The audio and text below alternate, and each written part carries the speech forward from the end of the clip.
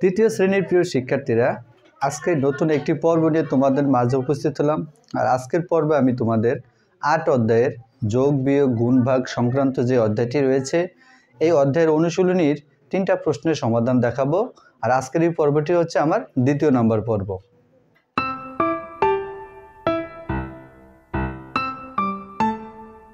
Hello viewers, তোমাদের গণিত বইয়ের ৮ম অধ্যায়ের এই অধ্যায়টির নাম হচ্ছে যোগ বিয়োগ গুণ ভাগ সংক্রান্ত সমস্যা।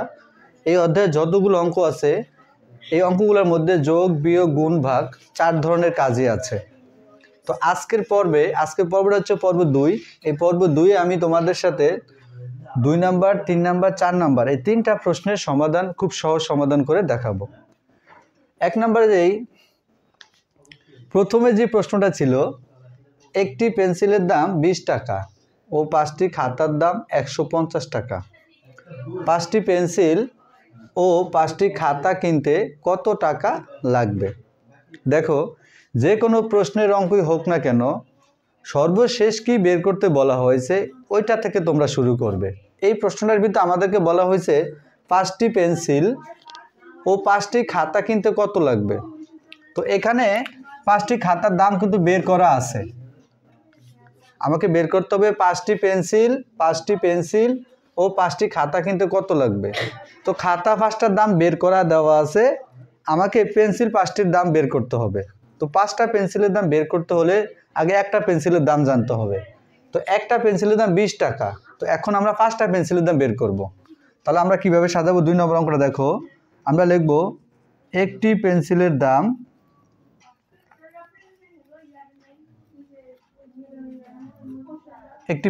20 টাকা।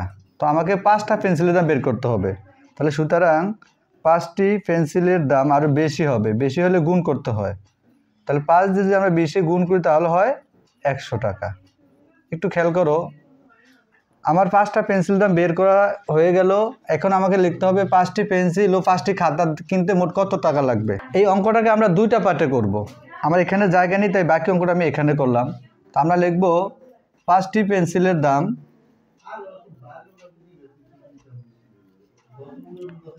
5টি পেন্সিলের দাম আমি এই মাত্র বের করলাম কত? 100 টাকা।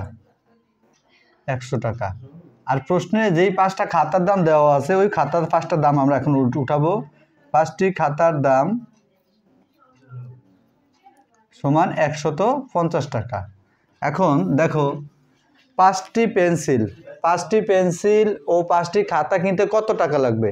তাহলে 5টা পেন্সিলের দাম এবং 5টা খাতার দাম আমি মোট করে দেখব আমার কত টাকা প্রয়োজন হয়। তাহলে আমার লিখব সুতরাং মোট প্রয়োজন।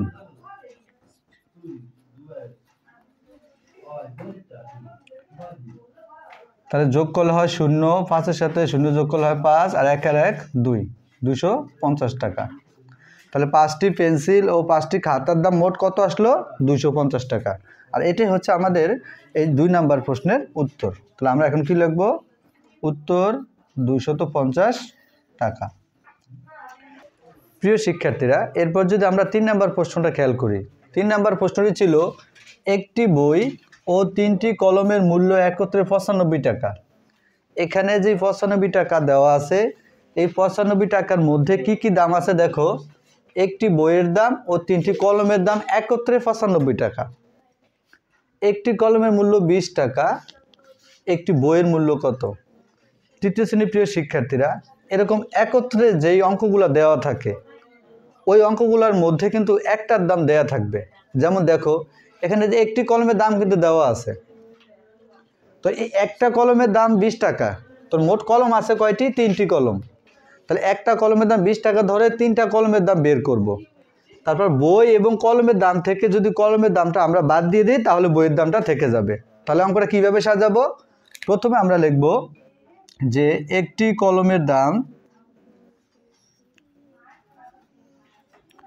কলমের দাম সমান কয় টাকা? 20 টাকা। তাহলে কয়টি কলম? এই প্রশ্নের ভিতরে কি বলছে? একটি বই ও 3টি কলমের মূল্য একত্রে। তাহলে কলম আছে কয়টি? 3টি কলম। তাহলে আমরা এখন 3টি কলমের দাম বের করব। 3টি কলমের দাম আরও বেশি হলে গুণ করতে হয়। তাহলে 3 20-এ 60 টাকা। 60 টাকা। 3টা কলমের দাম আমি আলাদা বের করে নিলাম। এই অঙ্কটা 2টা ধাপে করতে হবে। এখানে জায়গা স্বল্পতার কারণে বাকি অঙ্কটা আমি পাশে করলাম। দেখো এই যে একটি বই ও 3টি কলমের মূল্য একত্রে 95 টাকা, এই লাইনটা তোমরা তুলবে। একটি বই ও 3টি কলমের মূল্য একত্রে 95 টাকা, এই লাইনটা এখানে তুলবে। লিখবে একটি বই ও 3টি কলমের মূল্য একত্রে কত টাকা? 95 টাকা। এখানে এই যে 95 টাকার মধ্যে একটা বইয়ের দাম আছে এবং 3টা কলমের দাম আছে। আমাকে বের করতে হবে একটি বইয়ের দাম কত। তাহলে এখানে যে কলম এবং বইয়ের দাম যে একসাথে দেওয়া আছে, সেখান থেকে আমি কলমের দামটা সরিয়ে বইয়ের দামটা রাখবো। তাহলে দেখো এই কিছুক্ষণ আগে আমি একটা কলমের দাম 20 টাকা, 3টা কলমের দাম বের করলাম। তাহলে কলম এবং বই থেকে আমি কলমের দামটা সরিয়ে ফেলবো। তাহলে এখানে দেখো 3টি কলমের মূল্য আমি আলাদা বের করে নিলাম 60 টাকা। তাহলে 3টি কলমের মূল্য হলো কত? 60 টাকা। এখন দেখো প্রিয় শিক্ষার্থীরা, একটি বই ও 3টি কলমের দাম থেকে যদি 3টি কলমের দাম বাদ দিয়ে দেই তাহলে থাকে একটি বইয়ের দাম। আমি এখানে বর্জন চিহ্ন ব্যবহার করলাম, তোমরা ইচ্ছা করে লিখে দিতে পারো যে 3টি কলমের মূল্য, 3টি কলমের মূল্য 60 টাকা। তাহলে একটি বই থেকে, একটি বই ও 3টি কলমের দাম থেকে যদি 3টি কলম থেকে 3টি কলম বাদ দিয়ে দিই তাহলে থাকে একটি বইয়ের দাম। তাহলে এখানে আমরা এটাই নামাবো। সুতরাং একটি বইয়ের দাম, একটি বইয়ের দাম এখন আমরা বিয়োগ করে দেখব কত টাকা বের হয়। 5 এর 5 আর 6 আছে 9 সমান 3, 35 টাকা। তাহলে আমাদের উত্তর হলো 35 টাকা। তাহলে উত্তর 35 টাকা। একটি বইয়ের দাম হলো কত? 35 টাকা। প্রিয় শিক্ষার্থীরা, আশা করছি এই 3 নম্বর প্রশ্নটা খুব সহজেই বুঝতে পেরেছো। প্রিয় শিক্ষার্থীরা, এরপর যদি আমরা 4 নম্বর প্রশ্নটা খেয়াল করি, 4 নম্বর প্রশ্নটা ছিল একটি তাকে 42টি বই রাখা যায়, এরূপ 2টি তাক ভর্তি বই আছে, এছাড়াও আরও 8টি বই আছে, মোট কতগুলো বই আছে? প্রথমে আমরা দেখব যে একটি তাকে বই রাখা যায় 42টি, তাহলে এরূপ মানে এরকম 2টি তাকে বই ভর্তি আছে। তাহলে একটি তাকে যদি 42টা বই থাকে তাহলে 2টা তাকে কি বই বেশি থাকবে না কম থাকবে? বেশি থাকবে। তো বেশি থাকলে বেশি বের করতে হয় কীভাবে? গুণ করে। তাহলে 2টা তাকের বই প্রথমে বের করব। এছাড়াও ওই 2টা তাকের বইয়ের সাথে আরও যে 8টি বই আছে ওই 8টি বই আমরা যোগ করে দেব। তাহলে অঙ্কটা কীভাবে সাজাবো? প্রথমে আমরা লিখব একটি তাকে বই আছে সমান 42টি। তাহলে এরূপ 2টি তাকে বই ভর্তি আছে। তাহলে একটা তাকে যদি 42টা বই থাকে, সুতরাং 2টি তাকে বই আছে আরও বেশি, বেশি হলে গুণ করতে হবে। আচ্ছা, তাহলে 42 দুগুণে কত? 84টি। এই অঙ্কটাকে আমরা 2টা ধাপে করব। 2টা তাকের বই বের করলাম, এই 2টা তাকের বই যতগুলো আছে এছাড়াও আরও 8টি বই আছে। তাহলে মোট কতগুলো বই আছে? তার মানে এই 2টা তাকের বইয়ের সাথে আরও যে 8টা বই আছে ওইটা যোগ করে দিতে হবে। তাহলে আমি বাকি অংশ এখানে করি। তাহলে আমরা লিখব 2টি তাকে বই আছে, 2টি তাকে বই আছে